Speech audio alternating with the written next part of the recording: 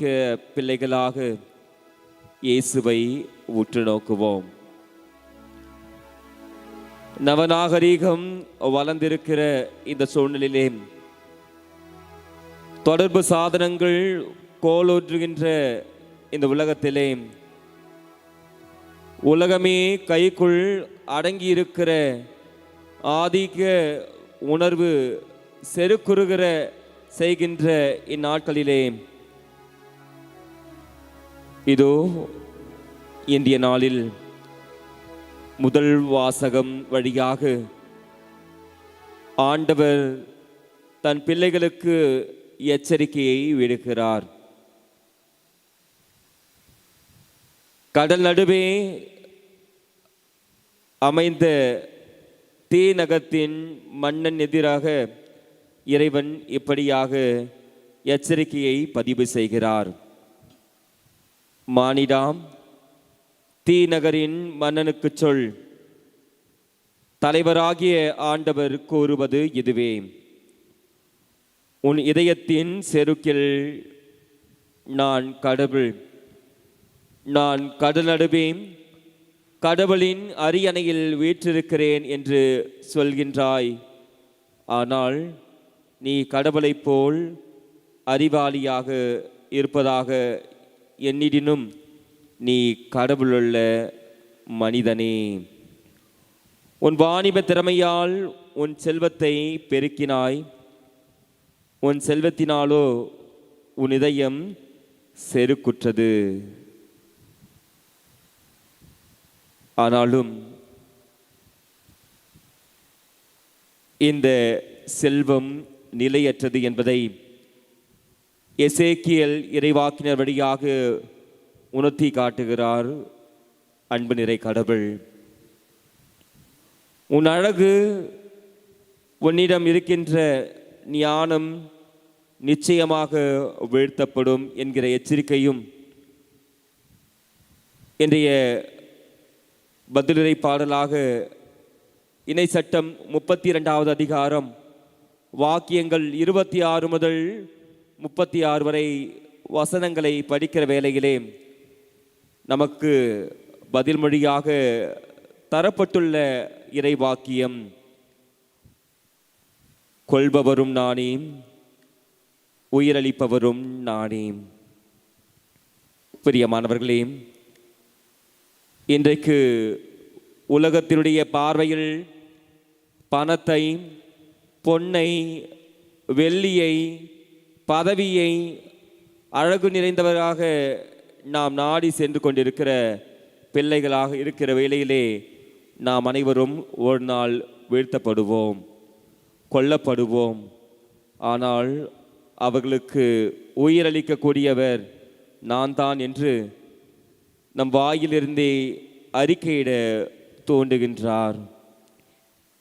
இன்றைய நற்செய்தியிலும் செல்வர் இறையாட்சியில் உட்படுவதை விட ஊசியின் காதில் ஒட்டகம் நுழைவது எளிது என்கிற மிக கடினமான போதனையை, வெளிப்பாட்டை இயேசு முன்வைப்பதை நாம் கேட்க இருக்கிறோம். ஆம் பிரியமானவர்களே, மதி இழந்த மக்களாக, விவேகம் சிறிதும் இல்லாதவர்களாக நாம் வாழ்ந்து கொண்டிருக்கிறோம் என்பதை ஆண்டவரின் வார்த்தை நமக்கு உணர்த்தி காட்டுகிறது. இதோ ஆயிரங்கள் நம் கருவூலத்தில் சேர்ந்திருந்தால், லட்சம் கோடி கணக்கில் நாம் சொத்துக்களுக்கு உரியவர்களாக இருந்தாலும், அனைத்தினுடைய தொடக்கமும் நிறைவுமாக இருப்பவர் நம் ஆண்டவர் ஒருவரே. நீங்களும் நானும் செல்வராக மாற தன்னையே வெறுமையாக்கி ஆண்டவரின் முன்பாக நாம் வந்திருக்கிறோம். இவர்தான் அழகின் ஊற்றானவர். நீங்கள் 1000 லட்சம் கோடி என நமக்குள் சொல்ல முடியாத உள்ளங்களுக்கெல்லாம் சொந்தமில்லை என்று சொன்னால் நம்முடைய வாழ்வு ஒன்றுமில்லாத வாழ்வு. இதோ அழகின் ஊற்றானவராக நமது மத்தியிலே பிரசன்னமாகி இருக்கின்ற இந்த அழகு என்று திருப்பாடல் ஆசிரியர் சொன்னது போல, என் உள்ளத்தின் இருப்பாப்பு இல்லை, என் பார்வையில் செருக்கு இல்லை, எனக்கு மிஞ்சின அரிய பெரிய செயல்களில் நான் ஈடுபடுவதில்லை, மாறாக இறைவனில் என் நெஞ்சம் நிறைவும் அமைதியும் கொண்டுள்ளது என்று ஒப்பு கொடுக்கிறார்களாக அவர்களை அழகு நிறைந்தவர்களாக பார்க்கிறவர் இதோ நம் பாதுகாவலர் புனித அந்தோனியாரை அழகு நிறைந்தவராக, நமக்காகவே வல்லமையோடு பரிந்து பேசுகிறவராக நமக்கு மத்தியிலே இதோ நம் ஆண்டவர் இயேசு பிரசன்னமாய் இருக்கிறார். இந்த ஆண்டவரிடம் புனித அந்தோனியாரோடு இணைந்து ஒப்பு கொடுக்கிற சகோதரனாக, சகோதரியாக, பிள்ளையாக ஆயிரங்கள் பார்த்தாலும் கோடி கொடுத்தாலும் இயேசுவுக்கு இந்த நற்கருணை ஆண்டவருக்கே நாங்கள் செல்வராகும்படி உமையை வெறுமையாக்கி எங்களுக்காக புனித அந்தோனியாரிடத்திலே பரிந்து பேசுகிறவராக கொடுத்திருப்பவரே, உம்மை விட அழகு என்பது இந்த உலகில் இல்லவே இல்லை என்று சிந்தித்தவர்களாய், ஆயிரங்கள் இருந்தாலும் கோடிசோம் இருந்தாலும் உம்மை விட அழகு இன்னும் கண்டுபிடிக்கவில்லையே என்ற பாடல் வழியாக நாம் நமது மத்தியில் வீற்றிருக்கும் இந்த தெய்வத்தை, இந்த நற்கருணை ஆண்டவரை, இந்த தாவீதின் மகனை, நமக்கு ஆசிரை வழங்குகிற இந்த நற்கருணையில் வீற்றிருக்கிற ஆண்டவரை நாம் அனைவரும் புகழ்ந்து பாடுவோம்.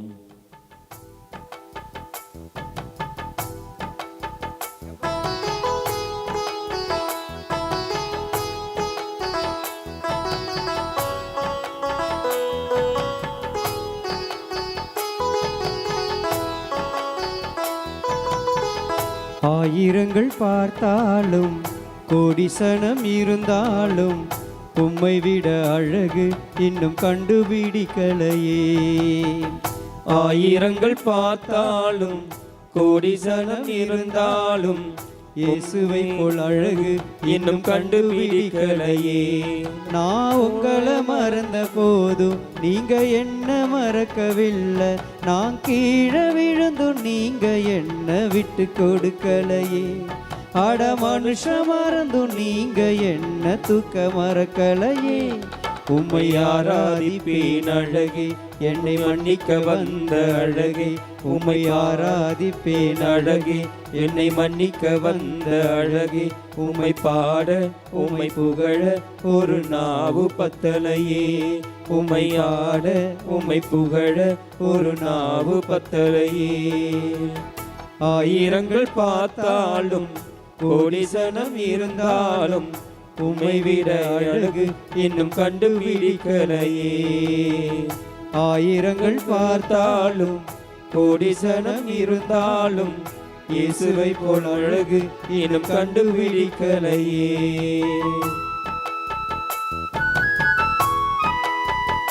காசுதான் எனக்கு, செல்வதான் எனக்கு, அதிகாரம்தான் எனக்கு என ஓடிக்கொண்டிருக்கும் இந்த கால சூழ்நிலையிலே இதோ சுங்கசாவடியில் அமர்ந்திருந்த மத்தேயுவை எழுந்து வா என்று இயேசு அழைத்தவுடன் தான் வைத்திருந்த அனைத்து அதிகாரத்தையும் தூக்கி போட்டுவிட்டு இயேசுவை பின்பற்றியவராக, அனைத்தையும் இழந்தவராக, தன்னுடைய சீடத்துவத்தை நிலைத்து நிற்க இயேசுவை பின்பற்றிய உண்மை சீடனாக நற்செய்தியாளருமான புனித நத்தேவியுடைய வாழ்வை போல நமது வாழ்வு மாற்றம் பெற வேண்டும். இதோ இயேசுவை ஆவலோடு காண்பதற்காக ஏராளமான மக்கள் காத்து கொண்டிருக்கிற இந்த வேளையிலே சக்கேயு ஒரு குள்ள மனிதனாக இருந்து ஆண்டவரை காண ஆவல் கொண்டு ஒரு காட்டு அத்து மரத்தின் மேலே ஏறி நின்று ஆண்டவருடைய வருகையை ஆவலோடு காத்து ஆண்டவரை அறிந்து ஆண்டவரை தன்னுடைய இல்லத்திற்குள் அழைத்து தன்னுடைய உடைமைகளை திருப்பி தருவதாக வாக்குறுதி தருகிற ஒரு மனிதனாக காசு பணத்தை விட ஆண்டவர் என்னோடு இருப்பதே எனக்கு மகிழ்ச்சியான செயல் என்பதை உணர்ந்தவர்களாக வாழ்ந்தவர்கள் இந்த மாபெரும் புனிதர்கள். நாமும் சீரத்துவத்தின் உண்மையான மேன்மையை உணர்ந்தவர்களாய் நமக்கு எவ்வளவுதான் சொத்து சுகம் இருந்தாலும் இந்த தேவனை பின்பற்றுவதிலே அனைத்தையும் இழக்க தயார் நிலையில் இருக்கிறவர்களாக, காசு பணம் இல்லாமல், முகவரி இல்லாமல், தனிமையிலே வாடிய தருணங்களை நினைத்து பார்த்து ஆண்டவர் எனக்கு துணையாக இருக்கிறார், ஆண்டவர் எனக்கு பக்கபலமாக இருக்கிறார், என்னை வழி நடத்துகிறார் என்ற உண்மை வரிகளை நாம் அனைவரும் இணைந்து இந்த பாடல் வரிகளோடு இணைந்து பாடுவோம். காசு பணம் இல்லாம, முகவரி இல்லாம, தனிமையில் நான் அழுதத நீர் மறக்கலையே. காசு பணம் இல்லாம, முகவரி இல்லாம, தனிமையில் நான் அழுதத நீ மறக்கலையே. நான் உடைஞ்சி போய் கிடந்து, நான் ஒடுக்கப்பட்டு கிடந்து, நான் உடைஞ்சி போய் கிடந்து, நான் ஒடுக்கப்பட்டு கிடந்த, என்ன ஒட்டி சேர்க்க நீங்க வந்தத நான் மறக்கலையே. என் கண்ணீரை நீங்க துடைத்து விட்டத நான் மறக்கலையே. உம்மை ஆராதிப்பேன் அழகி, என்னை மன்னிக்க வந்த அழகி. உம்மை ஆராதிப்பேன் அழகி, என்னை மன்னிக்க வந்த அழகி. உம்மை பாட, உம்மை புகழ ஒரு நாவு பத்தலையே. உம்மை பாட, உம்மை புகழ ஒரு நாவு பத்தலையே. ஆயிரங்கள் பார்த்தாலும், கோடி ஜனம் இருந்தாலும், உம்மை விட அழகு இன்னும் கண்டுபிடிக்கலையே. ஆயிரங்கள் பார்த்தாலும், கோடி ஜனம் இருந்தாலும், இயேசுவை போல் அழகு இன்னும் கண்டுபிடிக்கலையே. நான் உங்களை மறந்த போதும் நீங்க என்ன மறக்கவில்லை. நான் உங்களை மறந்த போதும் நீங்க என்ன மறக்கவில்லை. நான் கீழே விழுந்தும் நீங்க என்ன விட்டு கொடுக்கலையே. அட மனுஷன் மறந்தும் நீங்க என்ன தூக்க மறக்கலையே. உம்மை ஆராதிப்பேன் அழகே, என்னை மன்னிக்க வந்த அழகே. உம்மை ஆராதிப்பேன் அழகே, உம்மை மன்னிக்க வந்த அழகே. உம்மை பாட, உம்மை புகழ ஒரு நாவு பத்தலையே. உம்மை பாட, உம்மை புகழ ஒரு நாவு பத்தலையே. ஆயிரங்கள் பார்த்தாலும், கோடி ஜனம் இருந்தாலும், இயேசுவை போல் அழகு இன்னும் கண்டுபிடிக்கலையே. இயேசுவை போல் அழகு இன்னும் கண்டுபிடிக்கலையே. இயேசுவை போல் அழகு இன்னும் கண்டுபிடிக்கலையே. ஆயிரங்கள் பார்த்தாலும்,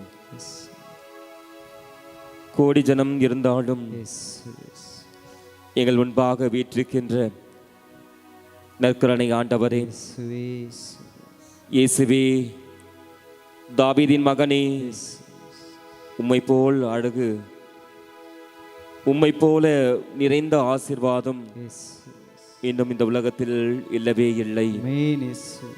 ஆழமாய் அழகாய் தன் வாழ்க்கையில் உணர்ந்து கொண்ட நம் பாதுகாவலர் இயேசுவுக்கு முன்பாக இந்த உலகம் செல்வம் இல்லவே இல்லை என்று உள்ளத்தில் உணர்ந்த அனைத்தையும் துறந்த ஆண்டவருக்காக தன்னையே அர்ப்பணித்தவர். திருத்துதர் பவுல் சொல்வதைப் போல, ஒப்பற்ற என் செல்வமே, ஓ எங்கள் இயேசுநாதா, உம்மை நான் ஆதாயமாக்கிக் கொள்ள உலகத்தை நான் குப்பையாக கருதுகிறேன் என்ற வாஞ்சையோடு சொன்னவரே, அதே உணர்வில் பிள்ளைகள் பெற்றுக்கொள்ள வேண்டும். முதன்மையான அழகு, முதன்மையான ஆசீர்வாதம், முதன்மையான அன்பு இயேசுவேதான் என்பதை உம் அன்பு பிள்ளைகள் நாங்கள் எங்கள் உள்ளத்தில் இருத்திக் கொள்ளும்படியாக, கடவுளுக்கு இணையாக இருக்கின்ற நிலையை வலிந்து பற்றி கொண்டிருக்க வேண்டியதொன்றாக கருதாமல் உம்மீது கொண்ட அன்பிற்கு இணையாக எங்களை முழுமையாக உம்மிடத்திலே ஒப்புக் கொடுக்கிறோம். ஆசீர்வதியும், ஆசீர்வாதத்தால் எங்களை நிரப்பும். இந்த அற்புதமான செவ்வாய்க்கிழமையிலே கோடி அற்புதர் புனித அந்தோணியருடைய சிறப்பு நவநாளை ஜெபிக்கிற இந்த வேளையிலே புனித அந்தோணியருடைய வல்லமையோன பரிந்துரையின் வழியாக எங்களையும் எங்கள் குடும்பங்களையும் இந்த உலகத்தையும் உமது அன்பால் ஆசிரால் நிரப்புவீராக. ஒரு சில நிமிடங்கள் அமைதியில் நம்மள் வீற்றிருக்கிற, நம் மத்தியில் வீற்றிருக்கிற இந்த நற்கருணை ஆண்டவரை, அழகு நிறைந்தவரை, அன்பு நிறைந்தவரை, ஆசீர்வாதங்களால் நிரப்ப பெற்றவரை உற்று பார்த்தவராய் அமைதியில் ஒரு சில நிமிடங்கள் அவரோடு உரையாடுவோம்.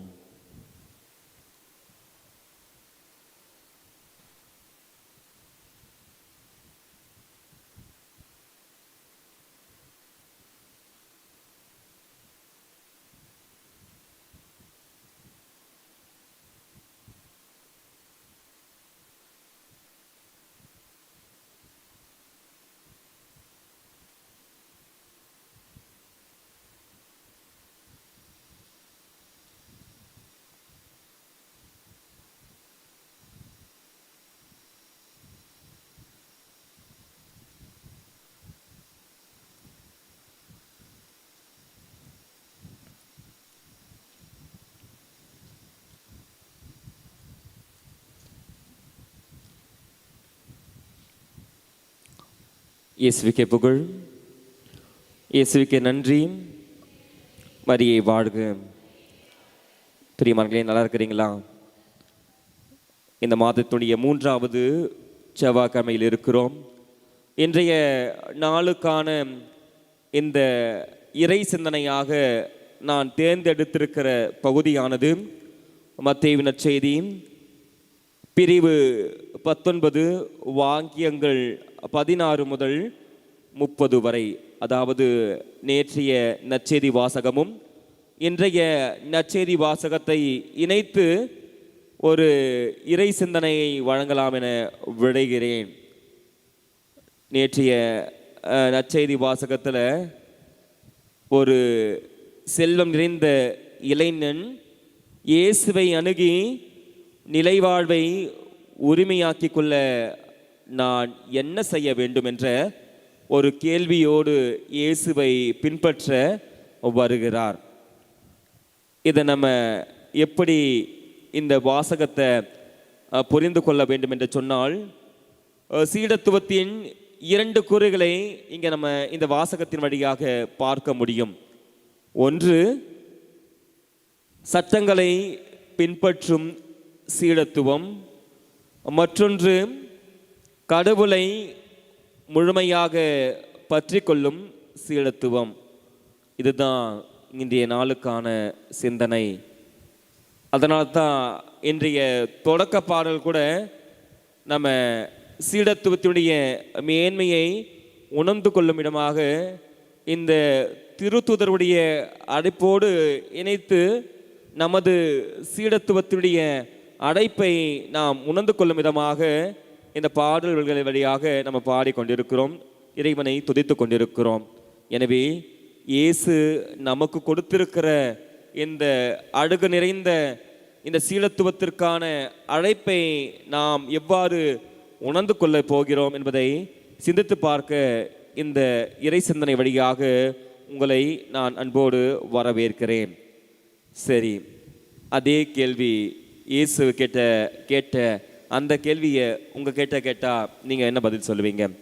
செல்வந்த இளைஞன் கேட்குறால, நிலைவாழ்வை உரிமையாக்கி கொள்ள நான் என்ன செய்ய வேண்டும் அப்படின்னு இயேசுவை பார்த்து அந்த இளைஞன் கேட்கிறான். அந்த கேள்வியை நான் உங்களை பார்த்து கேட்குறேன். நிலைவாழ்வை உரிமையாக்கி கொள்ள நாம் என்ன செய்ய வேண்டும்? கேட்கல. இயேசுவின் வழியில் நடக்க வேண்டும், கட்டளைகளை கடைபிடிக்க வேண்டும். அந்த செல்வனும் சொன்ன பதில் இதுதான். என்ன சொல்றான்? நான் கட்டளைகளை பின்பற்றுகிறேன், என்னுடைய தாயையும் தந்தையும் மதித்து நடக்கிறேன், இறைவனுக்கு நேரத்தை ஒதுக்குகிறேன். ஆனால் அந்த செல்வந்த இளைஞரும் குறைவுபட்டது என்ன? நீதியும் நேர்மையும் இல்லை. அவங்ககிட்ட குறைவுபட்டது இருப்பதை இழக்கிற மனம் இல்லை. தங்கிட்ட சொத்து சுகம் அதிகமாக இருக்கிறது. அவன் கட்டளைகளை கடைப்பிடிக்கிறான். அவன் இறைவனுக்கு உரியதை கொடுத்து விடுகிறான். 10% கோயிலில் கொடுத்துடுறான். அந்த யூத சடங்கின்படி எப்பெல்லாம் தொழ வேண்டுமோ அப்பெல்லாம் அந்த தேவாலயத்துக்கு சென்று அவன் தொழுகை மேற்கொள்கிறான். ஆனால் இயேசு எல்லாத்தையும் பார்த்துட்டு அவங்ககிட்ட ஒன்றே ஒன்று குறைவுபடுகிறது. என்னுடைய உண்மை சடனாக நீ இருக்க வேண்டும் என்று சொன்னால் உன்னிடம் இருப்பதை ஏழைகளுக்கு கொடுத்துவிட்டு வந்து என்னை பின்பற்று. இதுதான் இயேசுவுடைய அந்த அழைப்பு. ஆனால் அந்த மனிதன், அந்த செல்வன் அதை செயல்படுத்தவில்லை. ஏன்னா அவன் வந்தவன் அப்படியே திரும்பி போயிட்டான். பிரியமானவர்களே, இதுதான் சீடத்துவத்திற்கான அழைத்தல். சீடத்துவம் என்பது 3 படிநிலைகளை கொண்டுள்ளதாக இருக்கிறது. என்னென்ன படிநிலைகள் என்று சொன்னால், முதல் படிநிலை இயேசு கிறிஸ்துவை முழுமையாக அன்பு செய்வது. Praise the Lord, praise the Lord. இயேசுவை அன்பு செய்கிறோமா? 10 கட்டளை படிக்கிறோம். கடைசியான 2 கட்டளைகள் ரொம்ப அற்புதமான கட்டளை. என்ன கட்டளை? கடவுளை முழுமையாக அன்பு செய்வது, தன்னோடு இருப்பவரை அன்பு செய்வது. நிச்சயமாக நம்ம எல்லாருமே கடவுளை நிச்சயமாக அன்பு செய்யக்கூடியவர்களாக இருக்கிறோம். காரணம், நம்மலாம் ஆலயத்தில் அவருக்காக நேரத்தை ஒதுக்குகிறோம். Praise the Lord. ஆக இந்த முதல் சீடத்துவத்திற்கான படிநிலை நம்ம பாதி, அதாவது 50% பின்பற்றுகிறோம். இயேசுவை முழுமையாக அன்பு செய்வது, கடவுளுக்கு முதலிடம் கொடுப்பது. இந்த இடத்துல தான் 2 வகையான ஆங்கில பதங்கள், ஒன்று அட்டாச்மெண்ட், மற்றொன்று டிட்டாச்மெண்ட். அட்டாச்மெண்ட் என்று சொல்லப்படுவது என்ன? நம்ம எதுக்கு மீது நம்ம அதிகமாக பற்று வைத்திருப்போம்? ஒன்று நமது உறவு, ஒன்று நாம் சேர்த்து வைத்திருக்கிற செல்வங்கள், நாம் படித்த படிப்பு, நாம் வகிக்கிற பதவி, அதிகாரம். இதெல்லாம் தான் நம்மகிட்ட அதிகமாக நம்மை ஈர்க்கிற பற்றுதலாக இருக்கும். உண்மையிலுமே இது செல்வந்தனும் அப்படிப்பட்ட மனநிலையில் தான் இருந்திருக்கிறான். அவன் கெட்டவன் கிடையாது, அவன் கட்டளைகளை கடைப்பிடிக்காதவன் கிடையாது, அவன் ஒழுக்கமானவனாக இருக்கிறான், அவன் இறைவனை தேடுபவனாக இருக்கிறான். ஆனால் அவனுடைய வாழ்க்கையில் ஆழத்தில் இயேசு இறங்கி சிந்தித்து பார்க்கிற வேளையில் அவனிடம் குறைவுபடுவது இருப்பதை இழக்க மனம் இல்லாமை. அதனால தான் அவனை ஒரு உண்மை சடனாக மாற்ற முடியவில்லை. ஆக நம்ம கூட சொல்லலாம், எனக்கும் குடும்பம் இருக்குது, எனக்கும் பிள்ளைகள் இருக்கிறார்கள், என்னைய பிள்ளைகளும் நல்ல முறையில் இருக்கணும், அதுதான் என்னுடைய ஆசை, அதனால தான் நாங்கள் செல்வத்தை சேர்த்து வைத்து கொண்டிருக்கிறோம் என்று சொல்லலாம். ஆனால் செல்வத்தையும் விட முதன்மையான இடத்தை நம்ம கடவுளுக்கு கொடுக்க அழைக்கப்பட்டிருக்கிறோம். அதான் மத்தேயு நற்செய்தி 6ஆம் அதிகாரம் 21வது வசனம் ரொம்ப அற்புதமாக சொல்லப்படும். உன்னுடைய செல்வம் எங்கு உள்ளதோ அங்கே உன்னுடைய உள்ளம் இருக்கும். Praise the Lord. நம்ம உள்ளம் எங்கே இருக்குது? எங்கே செல்வம் இருக்குதோ அங்கே இருக்குது. ஆக நம்ம செல்வத்தை கொஞ்சம் மாற்றி அமைக்க வேண்டும்.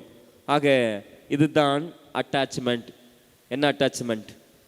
என்னுடைய குடும்பம், என்னுடைய பிள்ளை, நான் படித்திருக்கிற படிப்பு, நான் செய்து கொண்டிருக்கிற பணி, என்னுடைய முதன்மையாக கருதுகிற வாகனங்கள், முதன்மையாக அணிந்து கொண்டிருக்கிற ஜுவல்ஸ் அப்படின்னு சொல்லிட்டு என்ன பண்ணுவோம்? நமது உள்ளத்தை நமது செல்வத்தின் மீது செலுத்தி கொண்டிருப்போம். அதுதான் அதிகமான பற்று அந்த இடத்துல இருக்கும். ஆனால் அதிகமான பற்று இறைவனை சார வேண்டும் என்பது தான் நமக்கான முதல் அழைத்தலாக மாறப்படுகிறது.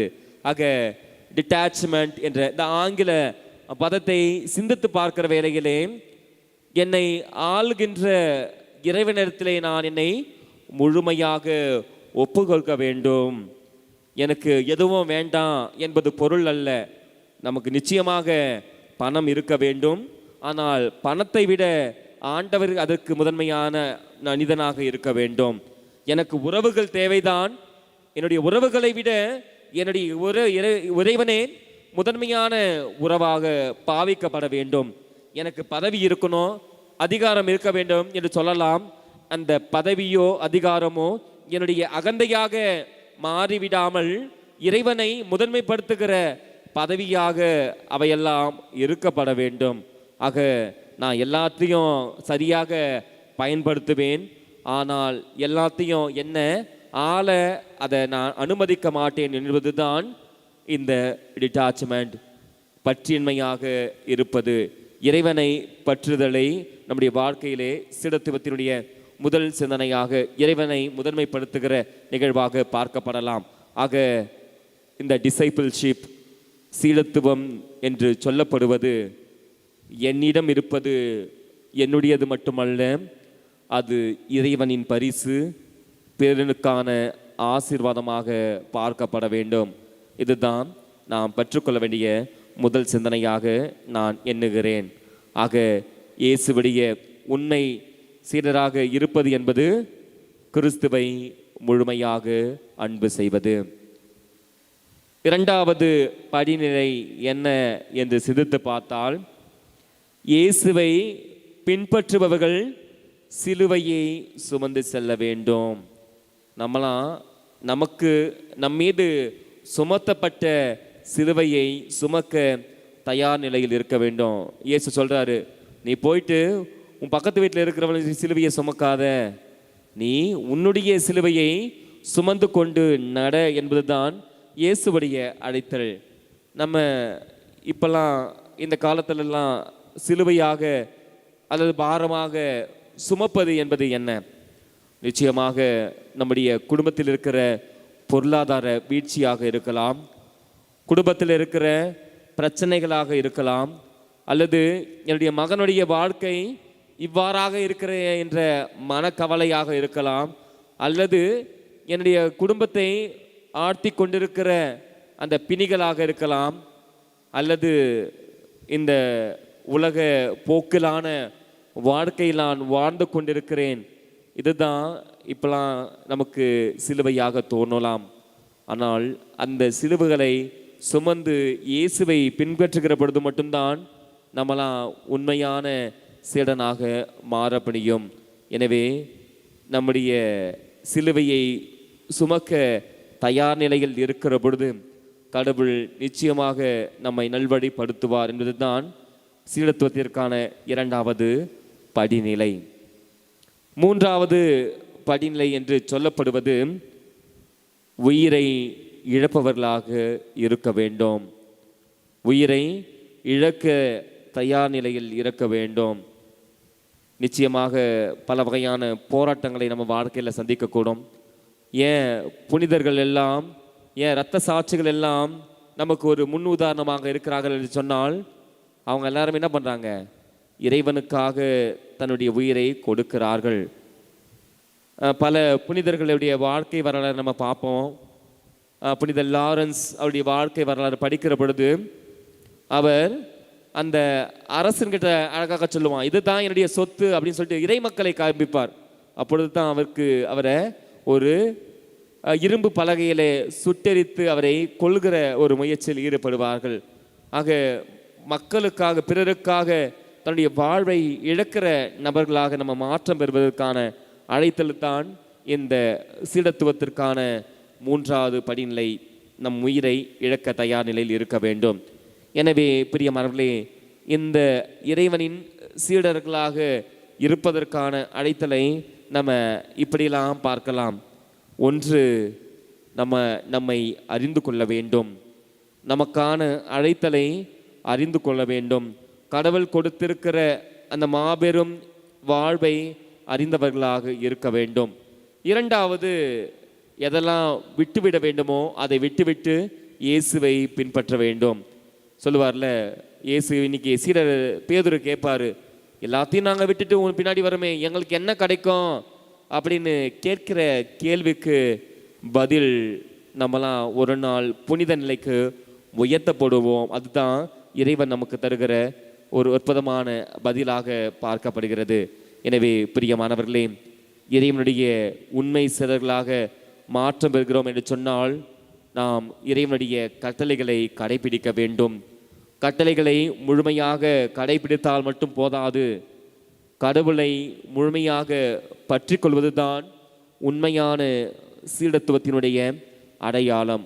ஆக நாம் அனைவரும் இறைவனின் உண்மையான சீடர்களாக வாழ, நிலை வாழ்வை நமது உரிமையாக்கி கொள்ள, அனைத்தையும் குப்பையாக கருதி இயேசுவை பின்பற்றுவதற்கான அழைத்தலை இறைவன் நமக்கு தர வேண்டுமாய் சிறப்பாக ஜெபிப்போம்.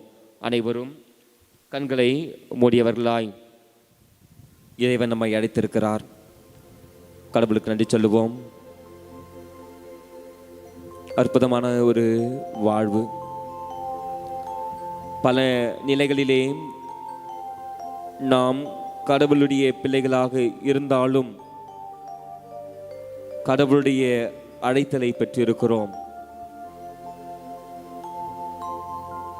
நான் பொது நிலையினன், நான் எப்படி கடவுளை பின்பற்ற முடியும் என்று சொன்னாலும் நாம் இறைவனின் உண்மை சீடர்கள். நாம் அனைவரும் கிறித்தவர்கள். கிறித்துவின் விழுமியங்களை பின்பற்றக்கூடியவர்கள். நமது வாழ்வு அன்பு நிறைந்தவராக இருக்கிறது, அமைதி நிறைந்த வாழ்வாக இருக்கிறது, இரக்கம் நிறைந்த வாழ்வாக இருக்கிறது.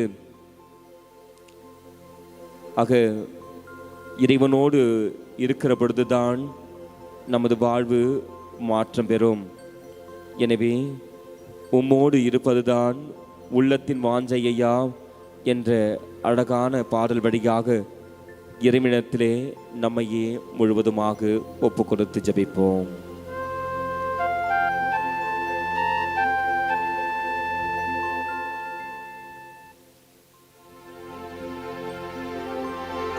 உம்மோடு இருப்பதுதான்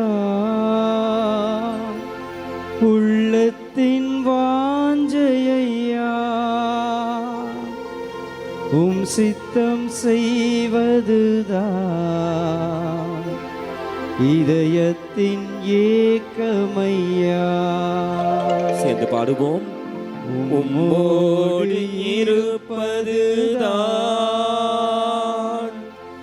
உள்ளத்தின் வாஞ்சையா, உம் சித்தம் செய்வதுதான் இதயத்தின் ஏக்கமையா. இயேசையா உம்மைதானே என் முன்னே நிறுத்தியுள்ளே. இயேசையா உம்மைதானே என் முன்னே நிறுத்தியுள்ளே. உம்மோடு இருப்பதுதான் உள்ளத்தின் வாஞ்சையா,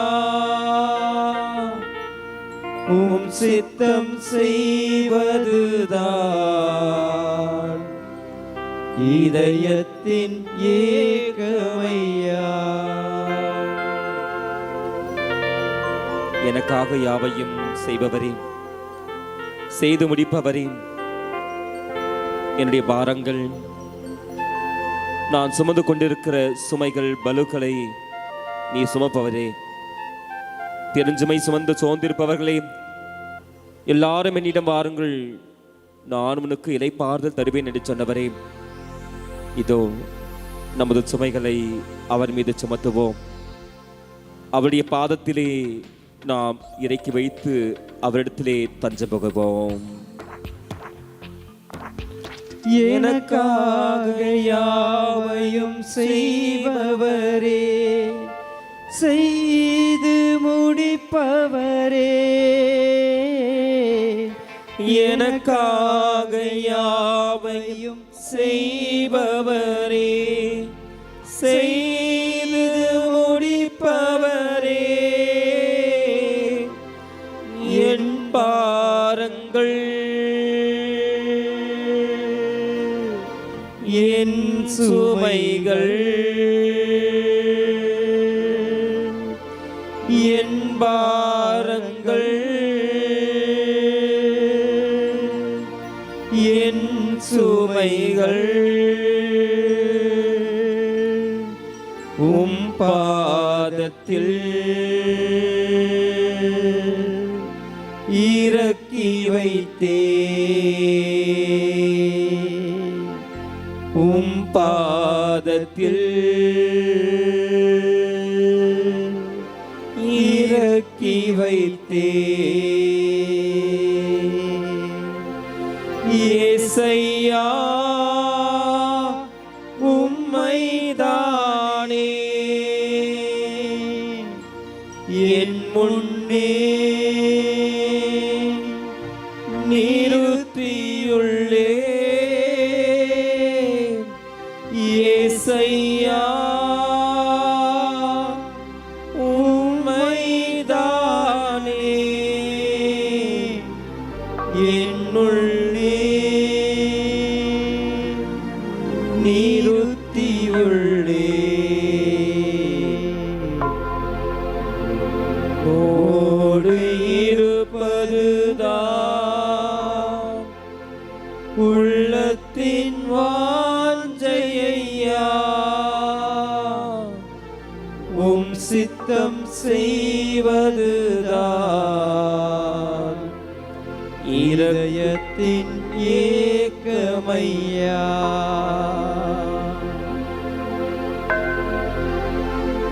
இரக்கமும் உருக்கமும் நீடிய சாந்தமும் கிருபையும் உள்ளவரே, என் ஜீவனை அழிவில் நின்று மீட்பவரே, என் மேய்ப்பரே. இறைவன் நம் ஆயனாக நாம் வழி தவறி செல்கிற பொழுது நம்மை மீட்டு நமக்கான இடத்தை ஒதுக்கி வைப்பவராக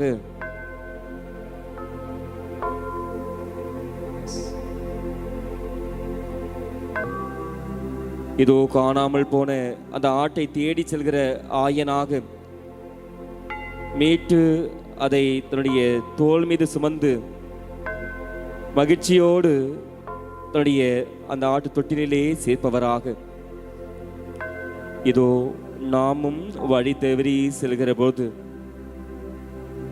நம்மை மீட்டு மீண்டுமாக நமக்குரிய இடத்திலே வைக்கிற தெய்வமாக, நல்ல ஆயனாக நம்மை வழிநடத்துகிற தெய்வமாக இதோ இருக்கிறார். நம்மையே ஒப்பு கொடுப்போம். நாம் தவறி சென்ற நேரங்களை நினைத்து பார்ப்போம். மீண்டுமாக நாம் அந்த ஆட்டு மந்தையோடு இணைந்து மற்ற ஆடுகளோடு நாமும் மகிழ்ச்சி நிறை வாழ்வை வாழ்வத இந்த பாடல் வரிகளோடு இணைந்து பாடுவோம். இரக்கமும் உருக்கமும் நீடிய சாந்தமும் கிருபையும் உள்ளவரே, இரக்கமும் உருக்கமும் நீடிய சாந்தமும் கிருபையும் உள்ளவரே, என் ஜீவனை அழிவில் நின்று என் ஜீவனை அழிவில் நின்று மீட்பவரே, என் மீட்பரே.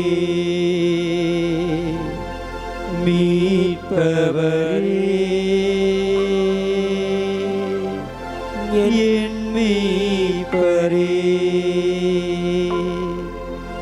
இயேசையா உம்மைதானே என்னுள்ளே நிறுத்தியுள்ளே. இயேசையா உம்மைதானே என் முன்னே நிறுத்தியுள்ளே. உம்மோடு இருப்பதுதான் உள்ளத்தின் வாஞ்சையா. உம் சித்தம் செய்வதுதான் இதயத்தின் ஏக்கமையா. உம்மோடு இருப்பதுதான் உள்ளத்தின் வாஞ்சையா. உம் சித்தம் செய்வதுதான் இதயத்தின் ஏக்கமையா.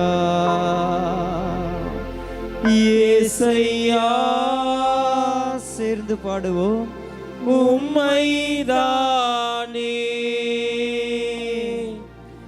என் முன்னே நிறுத்தியுள்ளே. இயேசையா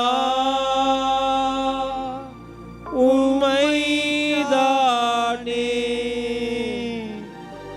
என் முன்னே நிறுத்தியுள்ளே. நன்றி சொல்லுவோம். இந்த நாளுக்காக நன்றி சொல்லுவோம். நன்றி இயேசுவே. இந்த நேரத்துக்காக நன்றி சொல்லுவோம். நன்றி இயேசுவே. இதோ புனித அந்தோனியாருடைய வல்லமையான பரிந்துரைக்காக நன்றி சொல்லுவோம். அந்தோனியார் நம்முடைய குடும்பங்களை நிறைவாக பரிந்து பேசி நமக்காக ஜெபித்துக் கொண்டிருக்கிறார். நமது குடும்பங்களை ஒப்பு கொடுப்போம். நமது பிள்ளைகளை ஒப்பு கொடுப்போம். தன்னைகடத்திலே, செருக்கு நிலையிலே, திமிரிலே, ஆணவத்திலே இறைவனை விட்டு வெகு தூரம் விலகி நிற்கிறேன். நம்முடைய ஜபங்களை, நம்முடைய சோதனைகளை ஆண்டவரிடத்திலே ஒப்பு கொடுக்கிறோம். இதோ இறைவன் நன்றி உள்ளவராய், நமக்கு ஆசீர்வாதங்களை பொழிகிறவராய், ஒவ்வொரு நாளும் நம்மை கண்ணின் மணி போல பாதுகாப்புகிறாய், மன்னிப்பை வழங்குகிறாய், அன்பை பொழிகிறவராய். சிறப்பாக இதோ இந்த நாளிலே நம்முடைய சீடத்துவத்தினுடைய ஆழ்நிலையை உற்று நோக்கியவராய், நாம் அவரை விட்டு பிரிந்து சென்ற நேரத்தை கருதாமல் மீண்டுமாக அணைத்து கொண்டு நம்மை நல்வழிப்படுத்துகிறவராய், இதோ நாம் அவரை அணுகி வந்திருக்கிற இந்த வேளையிலே ஆண்டவருடைய வல்லமையான பரிந்துரையை நாம் பெற்றுச் செல்கிறவராய், ஆசீர்வாதங்களான குடும்பமாய் நாம் வாழ இறைவன் நமக்கு உதவி புரிய சிறப்பாக கோடி அற்புதர் புனித அந்தோனியாருடைய வல்லமையான பரிந்துரை நம்மையும் நம் குடும்பங்களையும் நிறைவாய் ஆசீர்வதிக்க வேண்டுமாய் சிறப்பாக ஜெபிப்போம். அனைவரும் முழந்தால் படியிட்டு மாண்பியர் கீதம் பாடுவோம்.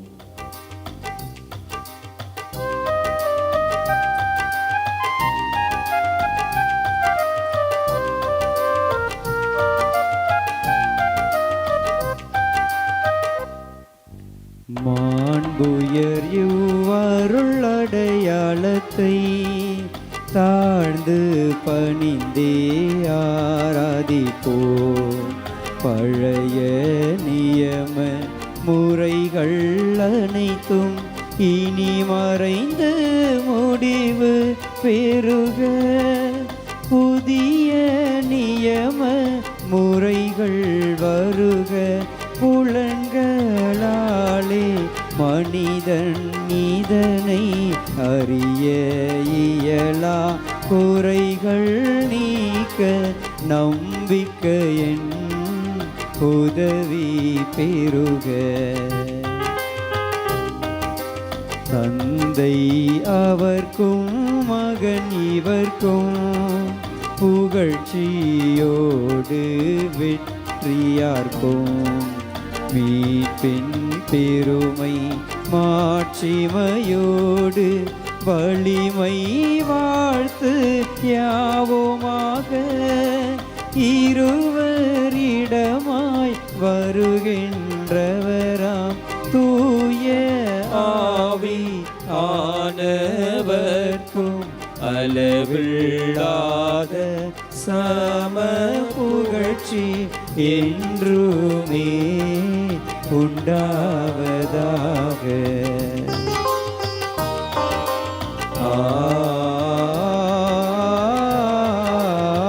ஆமென். மன்றாடுவோமாக.